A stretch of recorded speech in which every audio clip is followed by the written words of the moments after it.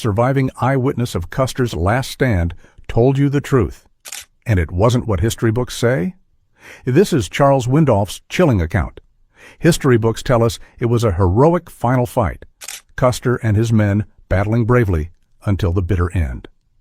But the last surviving soldier of that battle, Charles Windolph, revealed a story so shocking, so haunting, that most schools never dared to teach it. This is not the polished version of history.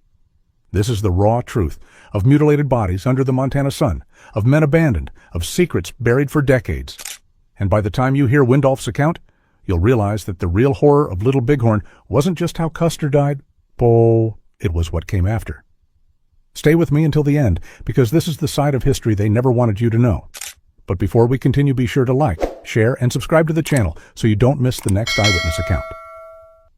Charles Windolph was just 24 years old when he rode into history at the Battle of the Little Bighorn. Decades later, at the remarkable age of 99, he passed away as the last surviving American veteran of that bloody field.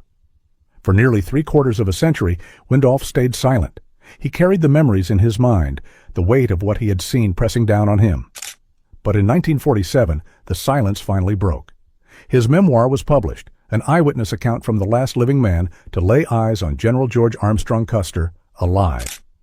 And what Windolph revealed was as shocking as it was tragic.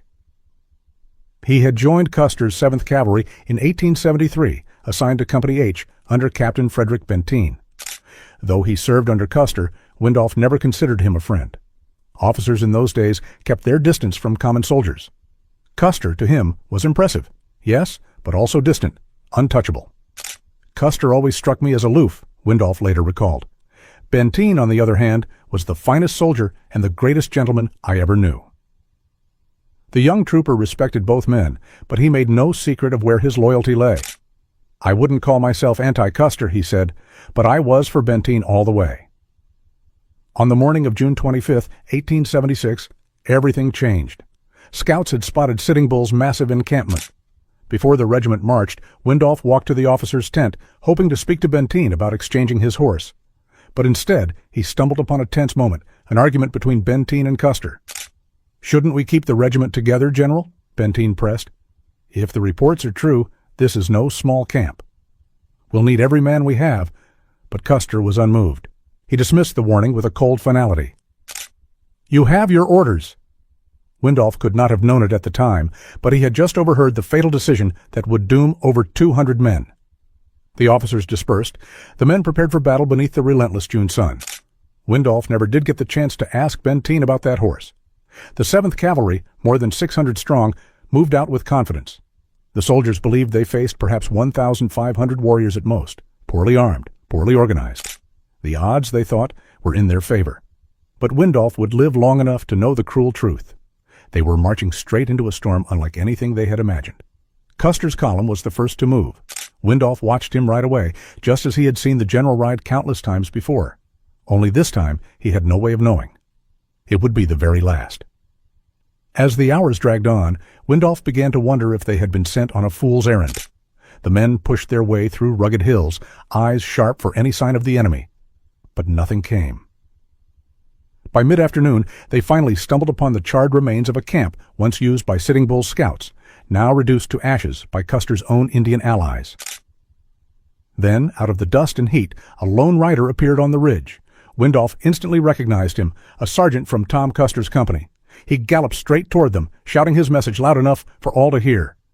"Big village! Be quick! Bring the packs!" But these were orders that Captain Benteen would not follow. As the sergeant passed, he waved cheerfully, calling out that the enemy was already on the run. To the weary troopers, it sounded like the beginning of yet another routine victory, the kind the 7th Cavalry had grown accustomed to.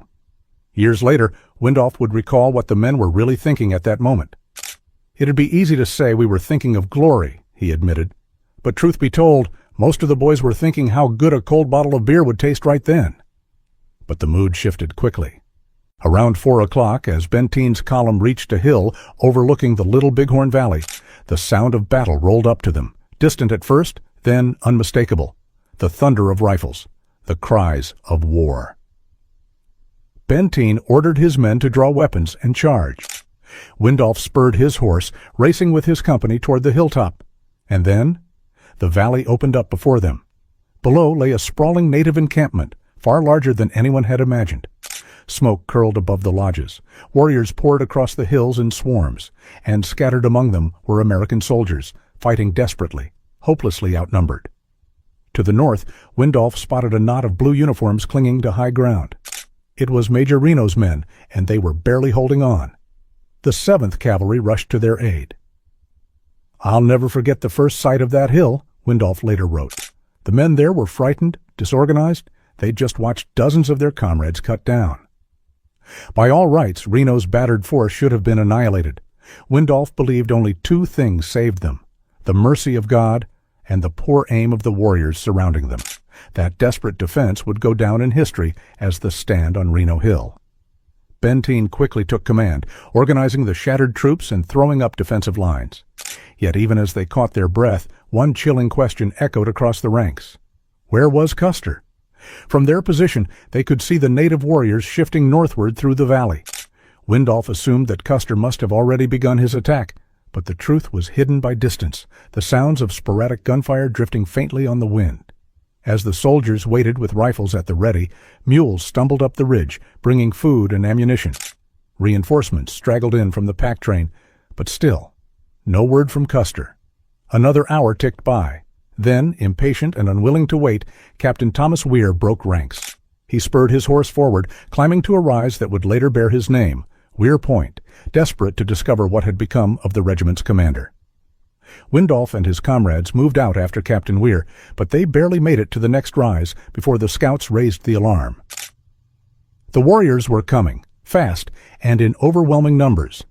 Lieutenant Edward Godfrey's C Company scrambled into position, throwing up a thin defensive line to hold back the onslaught. Their desperate stand was the only thing buying the rest of the command time to fall back toward Reno Hill. It was only a taste of what was to come. When Windolf reached Reno Hill, his heart sank. The place was no fortress. There was little natural cover for man or horse, and from the east a higher ridge loomed, perfect ground for native sharpshooters to rain down fire. Windolf and the men of Company H were ordered to hold the southern face of the hill. With nothing else to work with, they piled up saddles, boxes of food, and loose dirt to form makeshift barricades. It wasn't much protection at all, Windolf later admitted, but it made you feel a little safer. The warriors quickly encircled the hilltop. Then began the endless torment, a ceaseless torrent of bullets and arrows screaming overhead. Luckily for the besieged cavalry, the attacks were scattered, uncoordinated. There was no great unified charge, no single overwhelming blow. Instead, the pressure was constant, grinding the men down, but never breaking them completely. Hour after hour the battle raged beneath the burning sun. By the time darkness fell, more than a dozen troopers lay dead, and 36 more had been carried off wounded. Windolf never counted how many warriors he shot that day. He admitted later that the faces of those he killed had already blurred together in his memory. Night brought no peace. There was no moon to guide them, only the glow of fires flickering in Sitting Bull's great encampment below. From the valley drifted the low thrum of drums and war songs, an eerie counterpoint to the cries of the dying echoing across the hilltop. Windolf confessed he had never felt so utterly alone. "We felt 1,000,000 miles from nowhere," he said. "Death was all around us." And yet, even in that suffocating darkness, their thoughts kept turning back to Custer. Surely he and his men could not all be gone.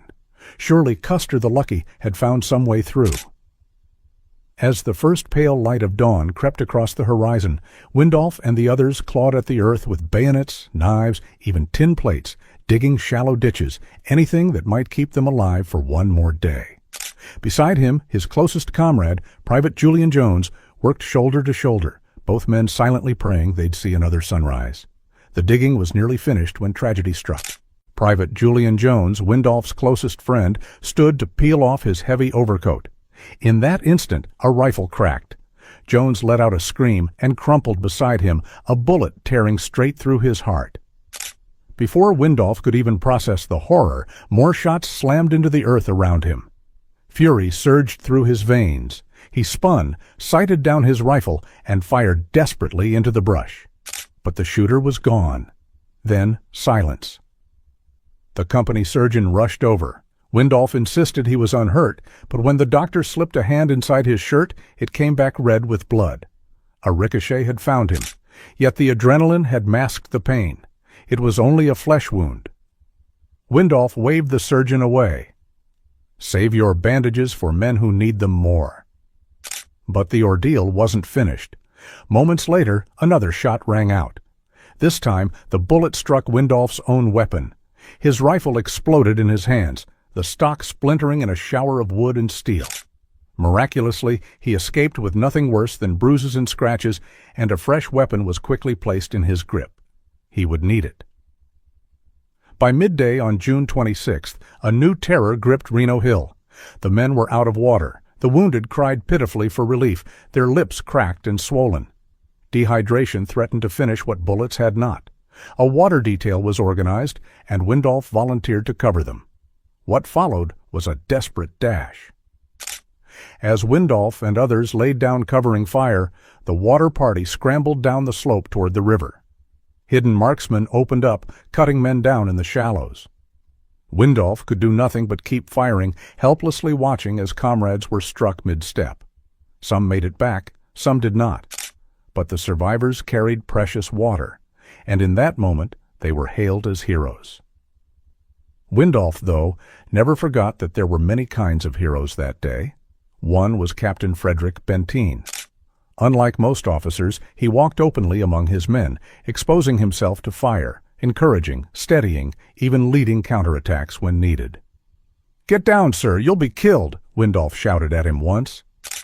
"Don't worry about me," Benteen replied calmly. "I'm all right." That very afternoon, Benteen promoted Windolf on the spot to sergeant, recognizing his grit under fire. By evening, the gunfire slackened. The constant whistle of bullets faded into uneasy silence.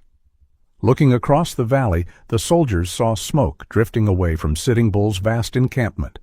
His people were beginning to move. The worst, it seemed, was finally behind them. And yet, an ominous shadow lingered. All through the night, one question haunted every man on that hilltop. Where was Custer? By now, fear was hardening into dreadful suspicion. Something terrible must have happened. But what? None of them could yet imagine. The grisly truth came with the dawn. General Alfred Terry's column finally reached Reno Hill, bringing reports too terrible to believe. The battlefield ahead was littered with the bodies of American soldiers. Terry, his face streaked with tears, gathered the men and gave the words they dreaded most. Custer, and every man with him, was dead. Windolf never forgot that moment. "I think most of us had tears in our eyes, too," he said quietly. Benteen handpicked 14 men to ride with him to the battlefield and confirm the reports. Windolf was among them. What they saw defied imagination. More than 200 naked, mutilated corpses lay scattered across the Montana hills, already bloating and blackening in the summer heat. The stench was suffocating. On a rise now called Last Stand Hill, they found Custer. His brother Tom lay beside him. Windolf stood nearby, holding Benteen's horse as the captain stepped forward to look down at the fallen commander. Custer's luck, so famous, so often spoken of, had finally run out. Aside from the bullet wounds in his chest and temple, it almost looked as if he were merely sleeping. Among the dead were men Windolf had drunk with, laughed with, fought beside for years. Friends, faces he knew as well as his own. Out of respect for them, he chose not to write down the grisly details. He said only that he helped bury them the next day. Windolf would remain in the 7th Cavalry for another 7 years. When he left the service, Captain Benteen described him in his discharge as a gallant soldier. He would even be awarded the Congressional Medal of Honor for his actions at Reno Hill. And then, for decades, he stayed silent.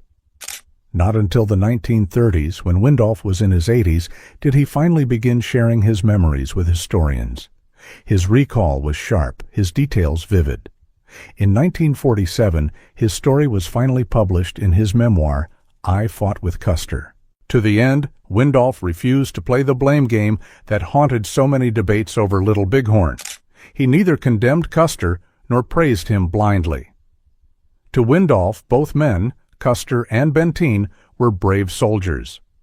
But only one, Benteen, he called the finest soldier and greatest gentleman I ever knew. By then, Windolf was the last surviving white veteran of the Little Bighorn. His account became a priceless gift to history, an unbroken thread linking us to that summer day in 1876. Charles Windolf passed away peacefully in 1950 at 99 years old. With him went the final living memory of Custer's last stand, until he was at last reunited with the 268 men who had fallen on that hill so many years before.